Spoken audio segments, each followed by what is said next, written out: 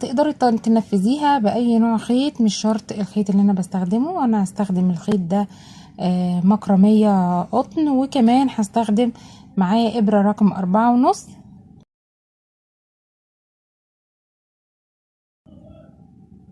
هو طبعا زي ما انت شايفة الخيط تخين ومش رفيع قوي، يعني انا عملت معايا ابرة 4.5 علشان تبقى محكمة معايا الشنطة وماسكة نفسها.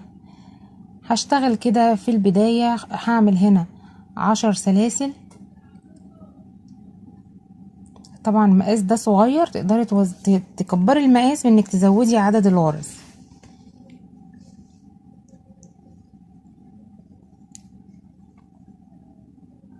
هشتغل سلسلة ارتفاع، وهشتغل في كل غرزة من الغرز غرزة حشو. هنعمل قاعدة بيضاوية صغيرة. طبعا لو انت عايزة تكبري القاعدة بتعملي المقاس اكبر من كده. يعني انا دلوقتي اشتغلت هنا كل غرزة حشو هعمل دوران مرة واحدة بس. تقدري تنفذي الدوران ده مرتين وتلاتة لحد ما تكبر معاكي الشنطة في عدد الادوار، لو كبرتي عدد بداية السلاسل. في اخر سلسلة هنا هشتغل 3 غرز. يعني انا عندي هنا سلسلة جاهزة، هدخل واعمل كمان 3 غرز، يبقى عندي 4 غرز في اخر غرزة من السلاسل اللي انا اشتغلتها.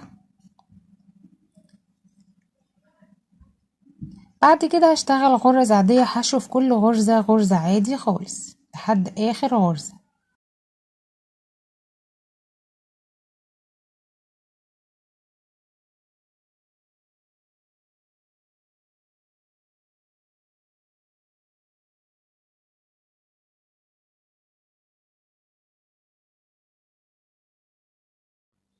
اخر غرزة هنا هشتغل برضو فيها 4 غرز، نفس بالظبط الجهة المقابلة للغرزة اللي انا عملت فيها 4 غرز. هشتغل برضو 4 غرز في الاتجاه المقابل. عندي غرزة جاهزة اهو، هدخل واعمل 3، يبقى كده عندي 4 عدد غرز حشو.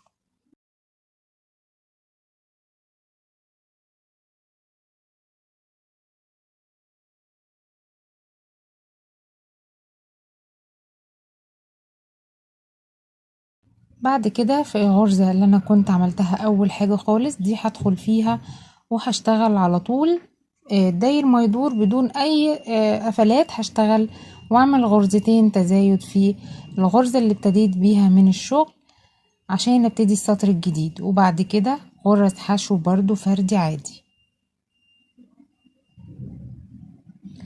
الغرزة اللي هي فيها غرزتين اللي ابتدينا بيها دي تعتبر اول غرز في الشغل بنبتدي بيها كل دور. ممكن تحطي ماركر تعلمي عشان ما تتلخبطيش في الدوران.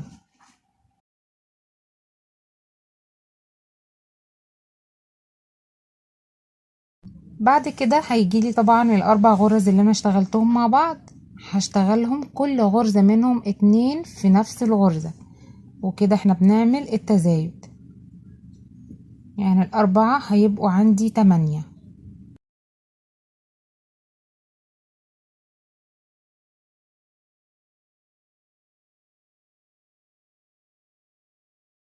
بعد كده هشكل الدوران التاني، بس هنشتغل برضو الغرز الحشو الفردي دي هشتغلها غرز حشو فردي.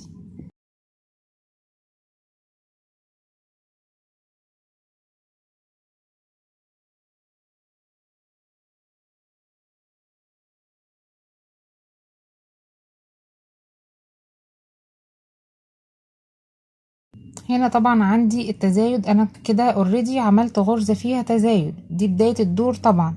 وبعد كده هيبقى عندي 3 بس فرديين في التزايد، هعملهم بقى ايه كل غرزة فيها 2 عشان اشكل ال8 غرزة زي الاتجاه التاني.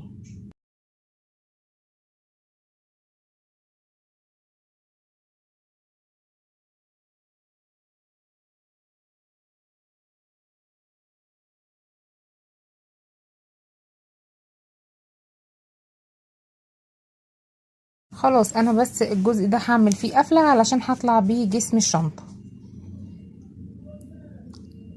هاجي هنا وارتفع سلسلة وفي نفس الغرزة اللي ارتفعت فيها بالسلسلة هشتغل غرزة حشو في الحلقة الخلفية والباك لوب،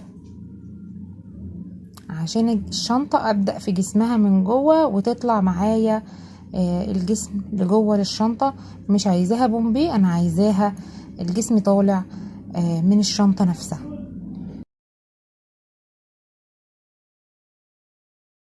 اشتغل كده في الحلقة الخلفية والباك لوب حشو فردي بدون اي تزايد.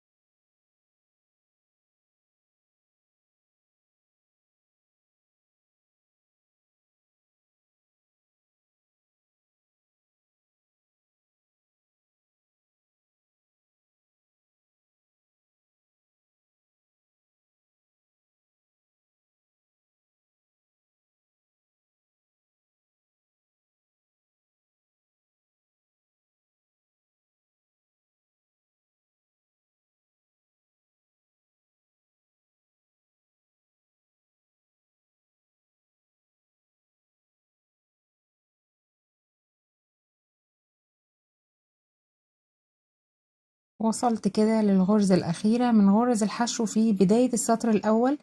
هاجي بقى عندي هنا علشان أقفل الدور ده لازم هقفله بغرزة منزلقة، عشان بعد كده مفيش قفلات تاني خالص في الشغل، كله هيبقى داير ما يدور بدون أي تزايد. ده شكلها كده لما خلصت.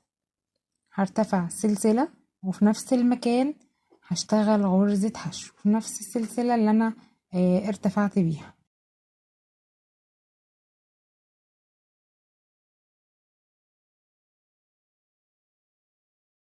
دي كده الغرزة بقى بتاعت الشنطة نفسها، فهبتدي ان انا اعمل غرزة حشو عادية، واللي تحت اللي بعدها غرزة حشو تحت الغرزة بتاعت السنبلة نفسها. يبقى هعمل الشغل عبارة عن غرزة حشو وغرزة تحت الغرزة نفسها. دي غرزة حشو تحت السلسلة، اللي بعدها هتبقى غرزة حشو تحت الغرزة نفسها.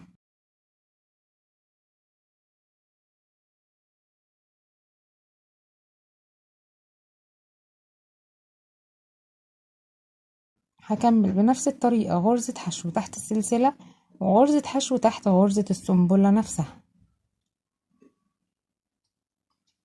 عشان اشكل جسم الشنطة نفسه. الغرزة دي بتفرد معاكي في المقاس، يعني لو انت عاملة مقاس صغير اعملي حسابك انه بيزيد اكبر كمان. يعني الغرزة ديت مش بتصغر المقاس او بتديكي نفس المقاس، بتبقى كبيرة شوية زي ما انت شايفة كده. انا اشتغلت عدد من السطور ودي كانت نهاية اخر سطر. هشتغلها منزلقة عشان انشف الشنطة معايا من فوق.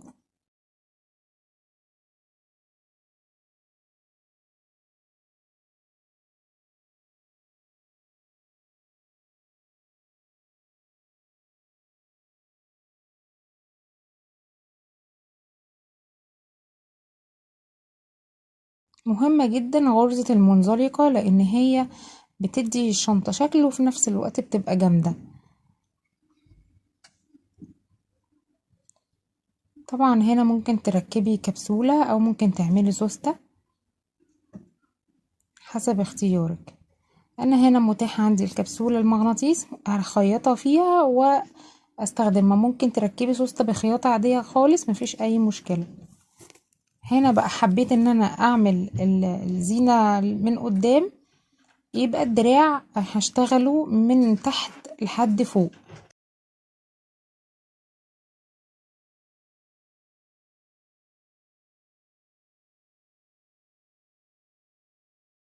انا هنا هثبت الدراع ده معاكم، وبعد كده هوريكي ازاي هنشتغل مع بعض الحزام ده.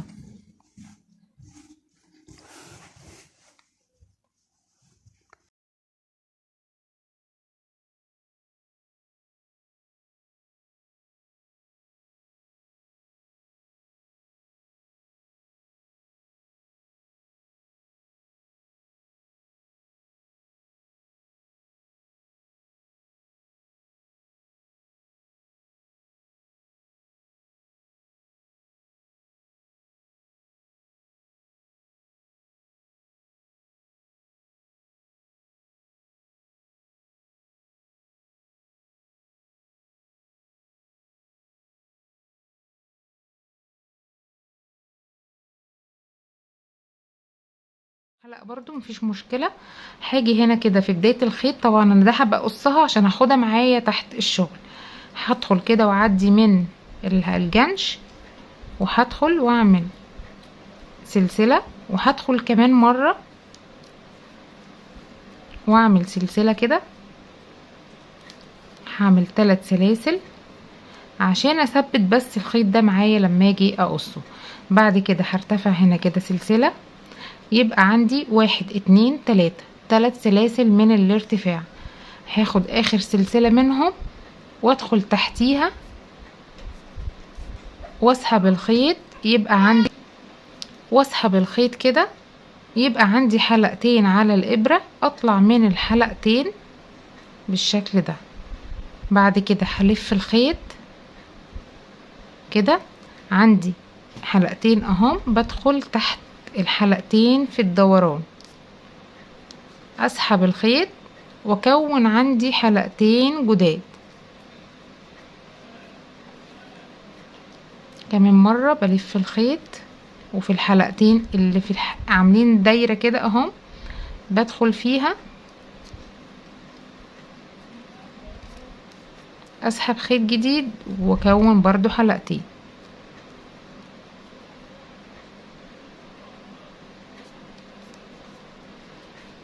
الله أكبر الله أكبر. أشهد أن لا إله إلا الله.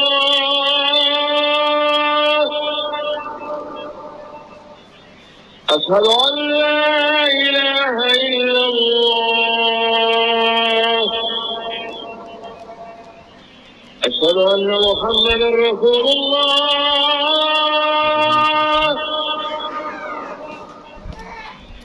أشهد أن محمدا رسول الله. حي على الصلاة.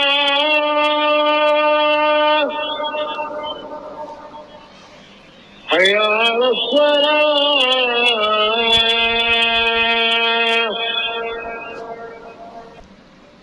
خلاص كده لما بوصل للطول المناسب، عشان وقت الفيديو معاكي انا طبعا هطول كده باليد حسب الحجم اللي انا عايزاه، وبيبقى في التقريب حوالي 65 سنتي للمقاس العادي.